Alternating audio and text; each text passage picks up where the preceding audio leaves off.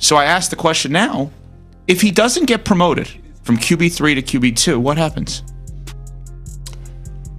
What I think happens is that you put even more pressure on Dillon Gabriel in his second start than he had in his NFL debut. If he's not promoted. If Shadeur Sanders is not promoted to QB2. Why is that? Because then all of a sudden you start to ask all of these questions as to why. There are only 2 quarterbacks on the active roster right now.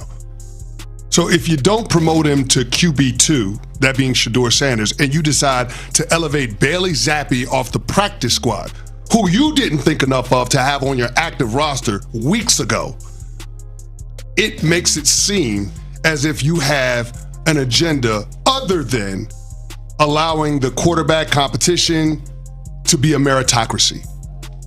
And that's the part that seems a little bit awkward. And that's why I said yesterday, Kevin Stefanski has got to be really careful in terms of how he handles this situation between Dillon Gabriel, Shadeur Sanders, and what ends up happening in terms of the runway that Dillon Gabriel gets to show the franchise what he is versus the opportunities that present themselves for Shadeur, including being elevated from the third string quarterback to the back.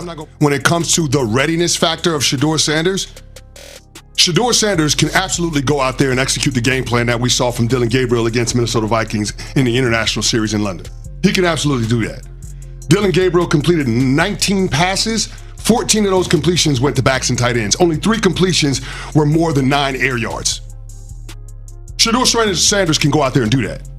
He absolutely can. So when it comes to the readiness of it all, you got to miss me with that. Like, the Minnesota Vikings recognized how basic the Cleveland Browns offense was, and they decided to play a way that we never see them play, which is not blitzing at a high rate.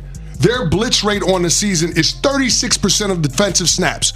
Against the Cleveland Browns, it was 16. You know why they didn't blitz? Because they didn't have to, because the offense was so basic.